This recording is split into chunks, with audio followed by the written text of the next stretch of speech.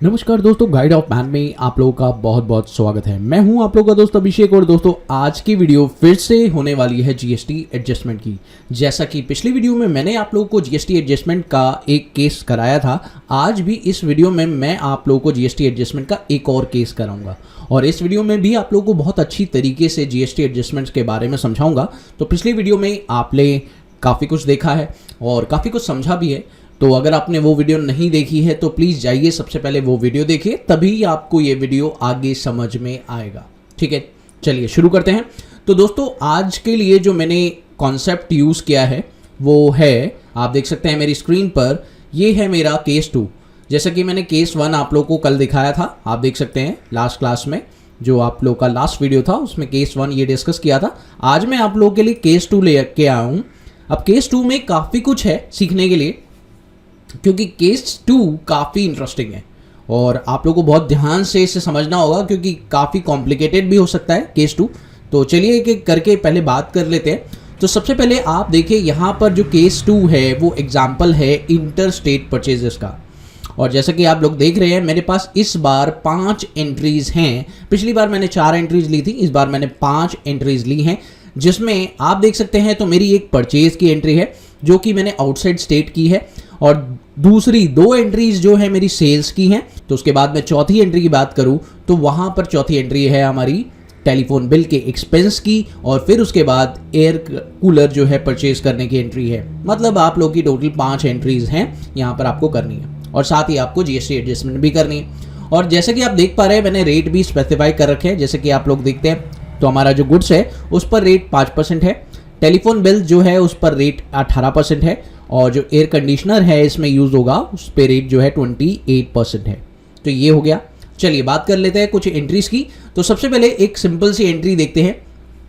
जैसे कि आप देख रहे हैं फर्स्ट क्वेश्चन जो हमने देखा, तो फर्स्ट क्वेश्चन के अकॉर्डिंग एंट्रीज क्या होगी आप चेक करिए। यहाँ पर आपको परचेज अकाउंट डेबिट करना है, तो डेबिट कर दिया है हमने 1.5 लाख रुपए से और उस पर इनपुट आईजीएसटी लगेगा, बिकॉज रीजन इज दैट कि आउटसाइड स्टेट है इसलिए इनपुट आईजीएसटी लगेगा। तो यहाँ पर लगा दिया। उसके बाद क्रेडिटर को क्रेडिट कर दिया है और यहाँ पर जो है आप लोगों का जो अमाउंट है वो कैलकुलेट होकर आ गया है, इसमें कोई दिक्कत नहीं है। चलिए अगला देखें। यहाँ पर आप लोगों ने सेल्स की है और सेल्स की है तो यहाँ पर सेल्स आप लोगों को यूज़ करना होगा।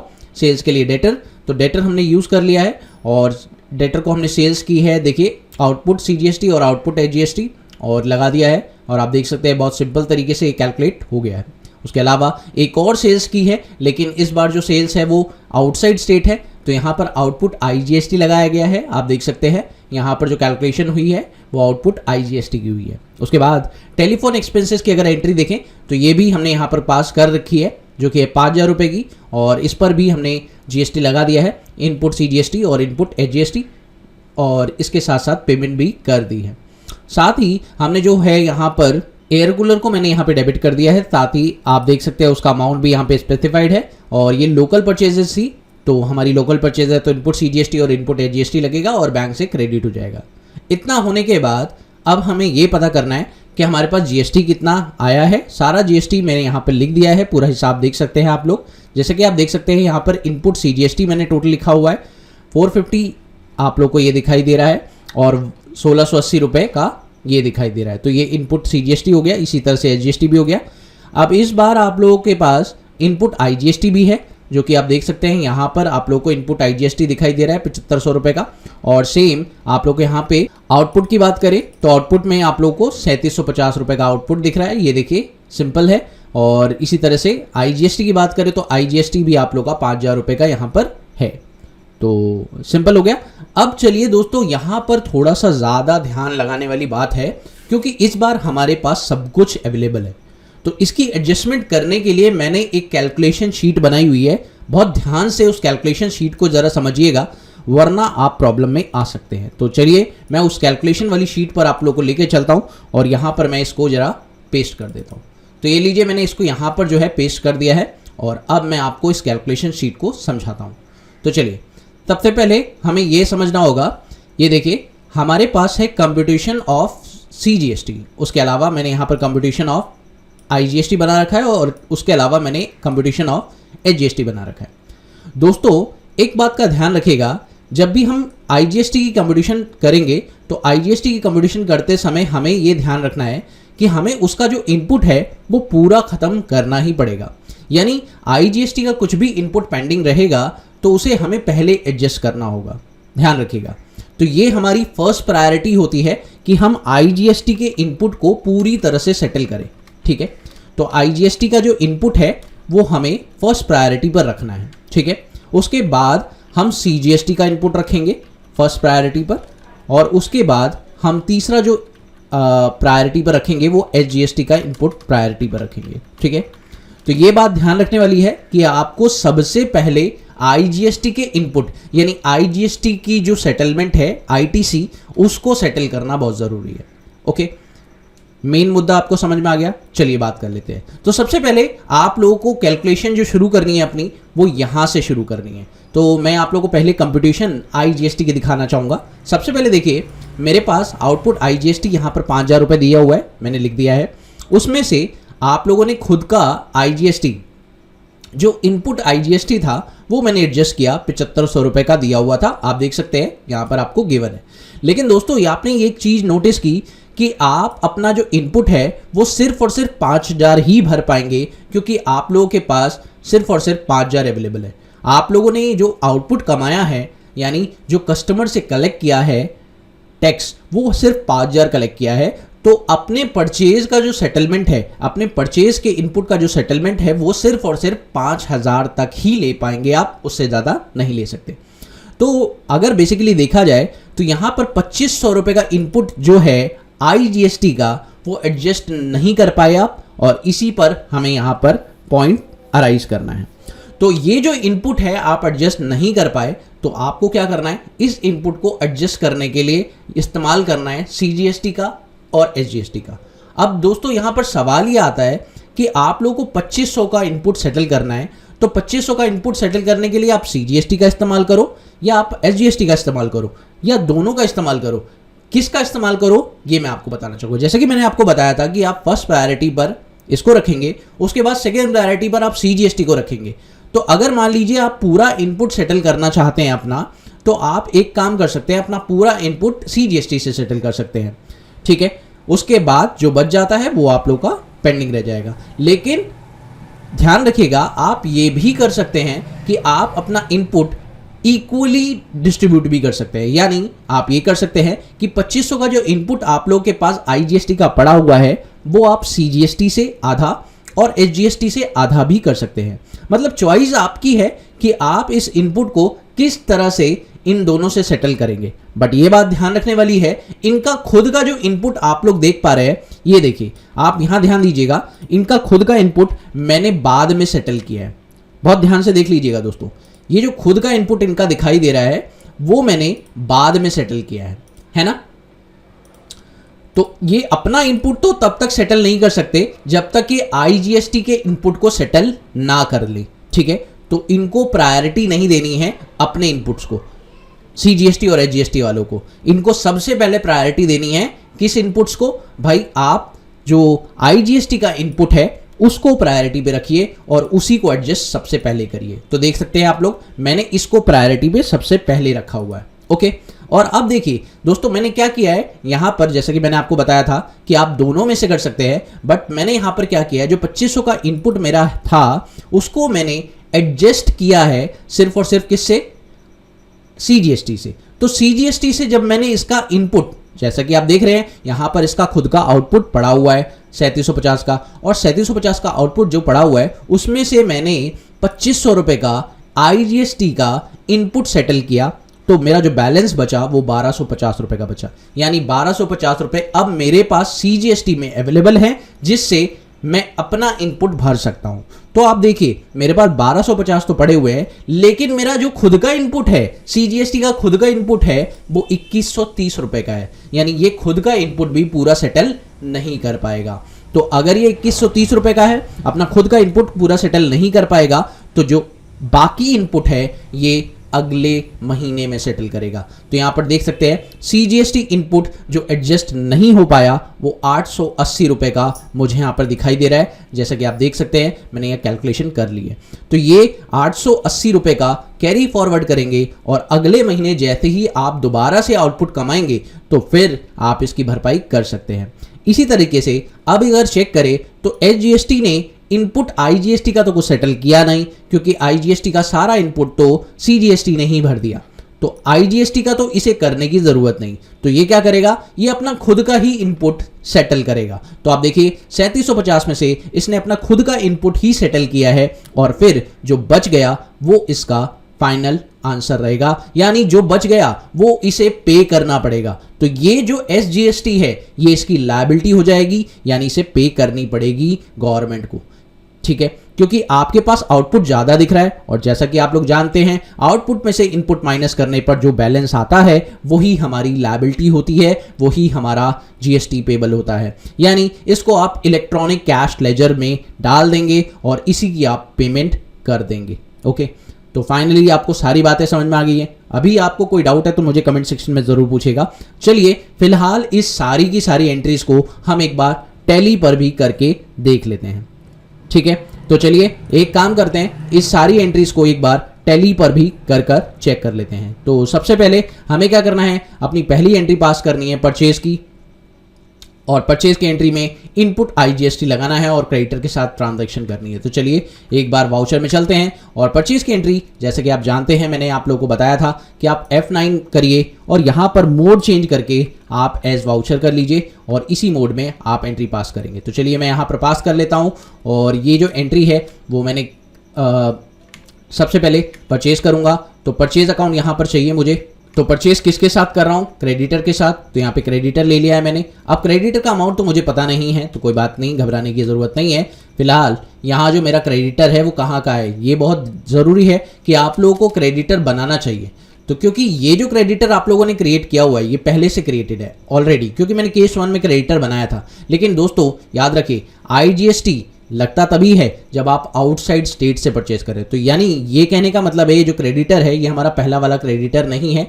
ये वाला क्रेडिटर जो मैंने पहले बनाया था वो क्रेडिटर तो इनसाइड वाला था। अब जो मेरे को एक और क्रेडिटर चाहिए वो मैं यहाँ पे क्रिएट करूँगा, बट ये मेरा क्रेडिटर आउटसाइड स्टेट होगा। तो मैं इसे क्रेडिटर 2 के नाम से बना देता हूँ और यहाँ पर क्रेडिटर लेने के बाद इसका जो स्टेट है वो मैं दूसरा कर देता हूँ। जैसे कि आप देख सकते हैं मैंने इसे हरियाणा कर दिया है।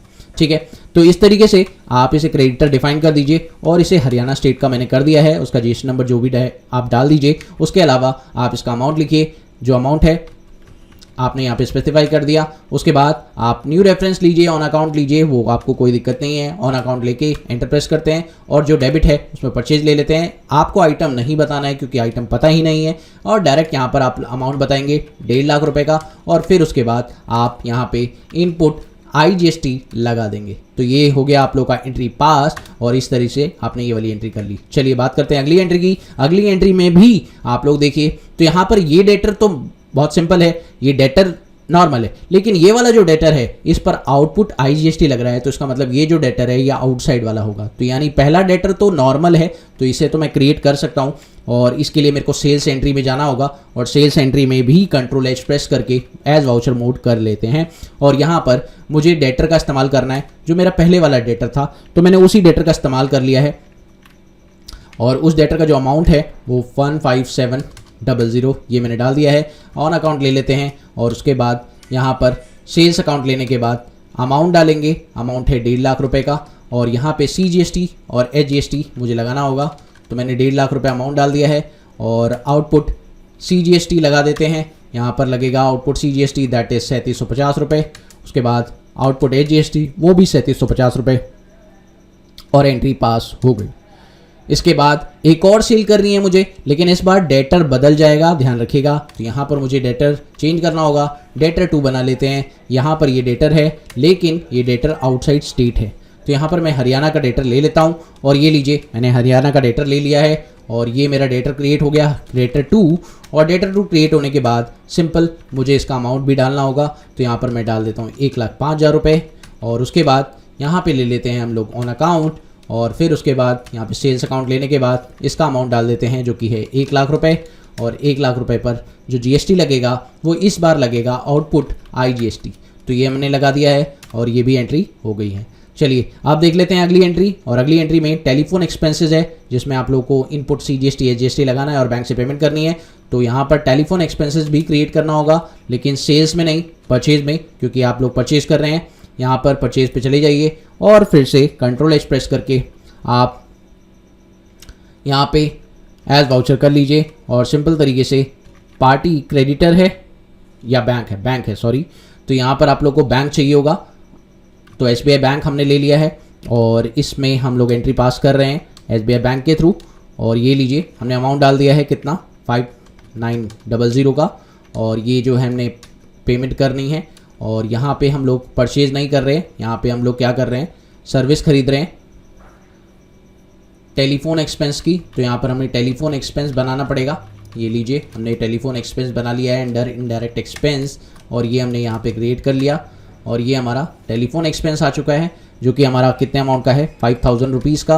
उसके बाद हमें लगाना होगा इनपुट सीजीएसटी, और इनपुट सीजीएसटी मुझे 450 रुपये लगाना होगा, और इनपुट एजीएसटी भी 450 रुपये मैंने लगा दिया है। तो इस तरीके से मेरा ये जो ट्रांजेक्शन है वो भी कंप्लीट हो गया। उसके बाद बात करते हैं अगली एंट्री। तो अगली एंट्री में आप लोगों को कूलर परचेज करना है, तो सेम है, चलिए फिर से कर लेते हैं यहाँ पर। और परचेज किससे कर रहे हैं, बैंक से ही कर रहे हैं, तो यहाँ पर एसबीआई बैंक ले लेते हैं। और ये लीजिए मैंने एसबीआई बैंक के थ्रू पेमेंट कितने की करनी है 15360, यहाँ पे पेमेंट करनी है इतने की। उसके बाद आप लोग यहाँ पे लेंगे परचेज यहाँ पे क्रिएट करेंगे आप लोग एक लेजर जिसको आप बनाएंगे एयर कूलर। तो यहाँ पे एयर कूलर बना लिया है जो कि फिक्स एसेट है, और आप यहाँ पे फिक्स एसेट बना चुके हैं। और ये लीजिए अमाउंट डाल देते हैं 12000 रुपये का, और 12000 रुपये का अमाउंट है। इनपुट क्या लगेगा, सीजीएसटी लगेगा, तो यहाँ पे इनपुट सीजीएसटी लगाइए 1680 रुपये। उसके बाद इनपुट एजीएसटी लगाइए 1680 रुपये। तो ये आपकी एंट्री पास हो चुकी है। तो इस तरीके से सारी एंट्रीज कंप्लीट हो चुकी हैं। अब दोस्तों अब आता है फाइनल काम, और वो है जीएसटी एडजस्टमेंट का। तो दोस्तों जीएसटी एडजस्टमेंट बहुत ध्यान से समझिएगा। तो फाइनली दोस्तों अब एडजस्टमेंट एंट्री की बात करते हैं। तो चलिए देखते हैं। सबसे पहले आप लोगों को एडजस्टमेंट एंट्री करनी है। तो जैसे कि मैंने आपको बताया है कि पहले आप एडजस्टमेंट एंट्री जो कर रहे हैं वो कैलकुलेशन के अकॉर्डिंग अगर आप करते हैं तो बहुत ही सिंपल तरीके से एडजस्टमेंट एंट्री हो जाएगी। तो अगर कैलकुलेशन के अकॉर्डिंग चले तो यहाँ पर आप देख सकते हैं पहले हमने आईजीएसटी की कैलकुलेशन की थी, तो पहले आईजीएसटी की ही हम लोग एडजस्टमेंट एंट्री कर लेते हैं। धीरे धीरे आप लोग की सारी एडजस्टमेंट ऑटोमेटिकली होती चली जाएगी। तो सबसे पहले आईजीएसटी की एडजस्टमेंट देखते हैं। तो इसके लिए आप लोगों को सबसे पहले आउटपुट को डेबिट करना होगा, क्योंकि जैसा कि आप जानते हैं कि आउटपुट पहले डेबिट होता है। तो आपको आउटपुट आईजीएसटी डेबिट करना है जो कि आपका 5000 रुपये का है। आप लोग को दिख रहा होगा, यहाँ पे देखिए आप लोग को शो हो रहा है। उसके बाद आपको क्रेडिट करना है इनपुट को। अब यहाँ पर आपने इनपुट ले लिया है, तो इनपुट आपको कितना एडजस्ट करना है आईजीएसटी का, जो कि है तो 7500 रुपये, तो आपको एडजस्ट भी 7500 रुपये करना होगा। तो ये देखिए अभी आपका आउटपुट और इनपुट टोटल हो चुका है, लेकिन अभी आप देखिए आपने इनपुट को एडजस्ट कितना किया है 7500 रुपये का, और आप लोग का आउटपुट आपके पास कितना अवेलेबल है, दैट इज 5000 रुपीज़ का। तो आपको और इन आउटपुट की ज़रूरत है, और वो आउटपुट आप कहाँ से निकालेंगे, जैसे कि मैंने आपको बताया था कि आप आउटपुट कहाँ से निकाल रहे हैं। आप 2500 रुपये का जो आउटपुट है वो अपना सीजीएसटी से निकालेंगे, जैसे कि आप देख सकते हैं। ये देखिए यही कैलकुलेशन मैंने यहाँ पे की है, और इसी के तरीके से हमने ये एंट्री पास कर दी है। तो इस तरीके से आप चेक कर सकते हैं कि मैंने जो आउटपुट यूज़ किया है वो टोटल 7500 रुपये यूज़ किया है, जिससे मैंने अपने टोटल इनपुट भर लिया है आईजीएसटी का। Got it. तो ये हमारा हो गया एडजस्टमेंट एंट्री। चलिए एक और एंट्री हम पास कर लेते हैं। अब बात करते हैं सीजीएसटी के एडजस्टमेंट की। तो सीजीएसटी के एडजस्टमेंट की बात करते हैं तो सबसे पहले उसका आउटपुट उठाना होगा। तो सीजीएसटी का आउटपुट मैंने उठाया, जो कि मेरे पास अवेलेबल कितना है भाई, मेरे पास अवेलेबल है 1250 रुपये का। ओके, जैसा कि आप देख रहे हैं मेरे पास आउटपुट अवेलेबल कितना है 1250 रुपये का। बट मुझे जो इनपुट सेटल करना है, आप देखिए अब मेरे को जो इनपुट सेटल करना है सीजीएसटी का वो कितना करना है, वो 1250 नहीं करना, वो 3750 करना है। ठीक है, इनपुट जो सेटल करना है मुझे सीजीएसटी का, मैं आपको दिखाना चाहूंगा। ये देखिए जो इनपुट सीजीएसटी का मुझे सेटल करना है वो 2130 रुपये करना है। तो 2130 रुपये मुझे इनपुट सेटल करना था।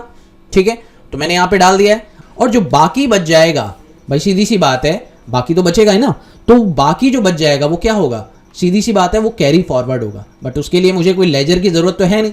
तो यहाँ पर आप देखिए ये एडजस्टमेंट एंट्री मैंने कर तो दी, लेकिन इसमें आप लोगों को 880 रुपये का जो अमाउंट है ये दिखाई दे रहा है ना, 880 रुपये का अमाउंट है, ये दिखाई दे रहा है और आपने इसे कहीं पे भी सेटल नहीं करना है, ये 880 रुपये आपका पेंडिंग रह जाएगा। ओके, बट अगर आप चाहते हैं 880 रुपये पेंडिंग रहे, ओके, तो आप एक छोटा सा काम कर सकते हैं। इसके लिए आप लोगों को कोई लेजर नहीं लेना है यहाँ पर। जैसे कि आप देख रहे हैं मेरे को डेबिट में एक और लेजर लेने की आवश्यकता पड़ रही है, तो यहाँ पर कुछ भी नहीं करना है। आप सिंपल एक काम करिए, यहाँ पर 1285 रुपये लिखिए, ठीक है। इससे होगा ये कि आउटपुट जितना है उतना ही इनपुट सेटल हो पाएगा और 2130 रुपए में से 1250 ऑटोमेटिकली लेस हो जाएगा और जो बचेगा वो ऑटोमेटिकली आपके इनपुट में रिफ्लेक्ट होगा। तो चलिए, ये मैंने एडजस्टमेंट कर लिया और अब आप देख सकते हैं ऑटोमेटिकली इनपुट में 880 रुपए पेंडिंग दिखाई दे रहा है कि नहीं, क्योंकि मैंने 1250 रुपए का ही एडजस्टमेंट करा है। आउटपुट क्योंकि इतना ही था मेरे पास और इतना ही मैंने सेटल कर लिया है। तो अब देख सकते हैं आप लोग, आउटपुट से इनपुट एडजस्ट हुआ तो मेरे पास 1250 रुपए मैंने सेटल कर दिया और 880 रुपए का इनपुट अभी भी पेंडिंग है, किसका, CGST का। ओके, तो ये हो गई मेरी एक और एंट्री। अब बात कर लेते हैं HGST की बात।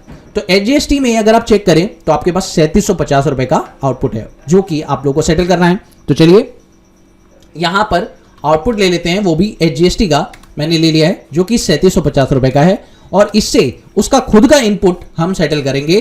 तो HGST का खुद का इनपुट कितना था, जैसा कि आप देख सकते हैं उसका खुद का इनपुट था 2130 रुपए। तो हमने 2130 रुपए भर दिया है और बाकी जो बच गया उसे हमें इलेक्ट्रॉनिक कैश लेजर से पे करना होगा। सीधी सी बात है, जो बाकी बच गया वो तो हमारी पेमेंट होगी, वो हमारी लायबिलिटी अराइज हो गई। तो इलेक्ट्रॉनिक कैश लेजर में 1620 रुपए की आपकी लायबिलिटी पेंडिंग में आ गई है, 1620 रुपए की। तो अब ये पेमेंट आप लोगों को करनी पड़ेगी। तो ये 1620 रुपए की पेमेंट आप लोगों को यहाँ पे दिखाई दे रही है, ये एंट्री भी हो गई। और अब आप पेमेंट एंट्री कर दीजिए। जैसा कि आपको मैं बता दूं तो मैंने 1620 रुपए की तो ये पेमेंट एंट्री यहाँ पे बना रखी है और केस 1 में भी हमारा पेमेंट आया था और वहां पर इलेक्ट्रॉनिक कैश लेजर में 3240 रुपए आया था और दूसरी कैलकुलेशन के अकॉर्डिंग मेरा जो टोटल आया है वो 1620 रुपए है। तो दोनों का जो अमाउंट है इलेक्ट्रॉनिक कैश लेजर में दिखाई दे रहा है, आप देख सकते हैं। ये देखिए, मैं आपको बैलेंस शीट चेक करा देता हूं। तो यहां पर दोनों का अमाउंट टोटल होकर यहां दिखाई दे रहा है, जो कि आप देखें 3240 रुपए का तो पहले आया था